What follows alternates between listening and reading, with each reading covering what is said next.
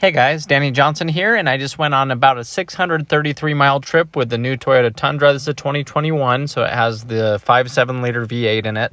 And so I just wanted to give you some feedback on the fuel economy that I got. I know it's a truck. I wasn't expecting to get very good gas mileage with it, but I just want to let you know what you can expect with it. Something you can do that really helps with the fuel economy is use the cruise control. The car's a lot lighter than your foot resting on the gas pedal. Where I was driving, there were a lot of hills. A lot of it was freeway miles, and then it was some mountainous ranges too. So I'm going to give you some feedback on all of that and what the gas mileage was.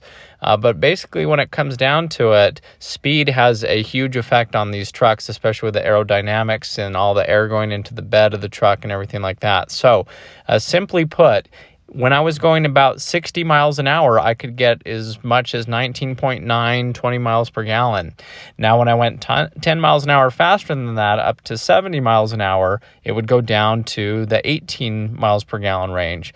Now, the speed limit we have in Utah, a lot of it is 80 miles per hour. So once I went faster to 80 miles per hour, it really went down to the 16 miles per gallon range. And so it is a trade-off for speed and fuel economy. As you can see, I got 19 miles per gallon here on a lot of downhill for a short leg of the trip that was only 53 miles. Now, the engine in the Tundra does not have the cylinder deactivation. It's a straight V8 running how it should, and that's what I wanted from it, actually. So I knew I would get worse gas mileage. I'm having issues with my Yukon right now, which has the cylinder deactivation. It's very common on these engines to have problems with the lifters or other problems associated with the cylinder deactivation. Mine's actually just a regular lifter that's gone out.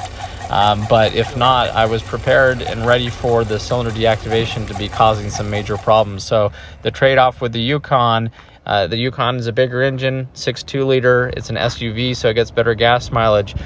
And so some is aerodynamics, but a lot of it is attributed to going into the 4-cylinder mode. Now, something I liked a lot better on the GM is you can reset your fuel economy at any time. And on the Tundra, it gives you a tank average. So until you fill up, it won't reset your average. So I really liked on the Yukon how you could go see and you could really look at a lot of different metrics on how your last 50 miles was, what it currently is, reset it at any time to know what you're doing on the freeway. So when I started my trip out in the Tundra, I had actually topped the tank up, so it reset it, and then we sat in the drive-thru for 20 minutes waiting for our food. So in the beginning, it was showing 1 mile per gallon average, where the Yukon would give you a lot better information. So I did like that a lot better on the Yukon than the Tundra. So that is something that the Tundra doesn't do very well, is tell you what you're currently doing. It just gives you a tank average. And then once you turn the vehicle off, it will give you a summary for that leg. So after the drive-through, I shut it off and started over again. So it would give me a good trip summary, but I wouldn't know unless I went and put gas in it again to fill it back up for it to reset the meter for the entire tank. So that was something I wish that Toyota had done a little bit differently, because you're driving and looking at your fuel tank average, but not currently what you're doing.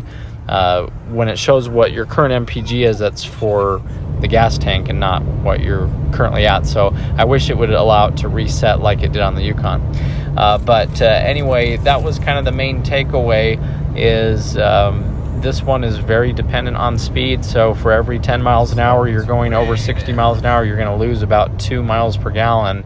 Now, some other things would really help with this if you had like a bed cover for it. Again, I was using the cruise control, which helped a lot. Then driving around the mountainous ranges, there's a lot of hills and everything, but it was doing pretty well and staying about 16 miles per gallon.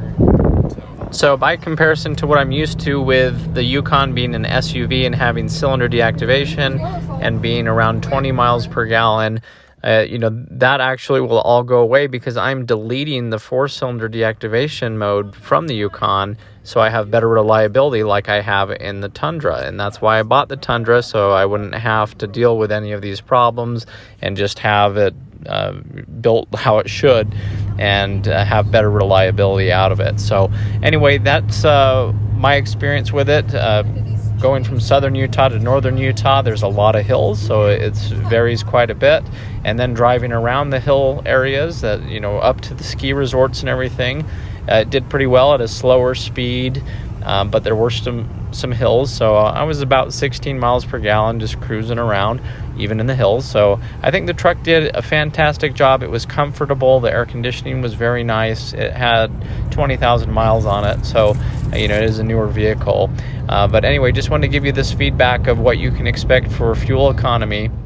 And sometimes you can drive a little slower and get some better gas mileage out of it. It's just a trade-off for your time. And the speed limit, I didn't want to be going 20 miles an hour under the speed limit just to get better gas mileage and have people coming up on me all the time. So sometimes you just pay for your time, and you have to pay a little bit more to stay with the flow of traffic. But anyway, please check the video description. I have other videos on this truck that I've made, and if you're new to the channel, feel free to subscribe. Thanks, guys.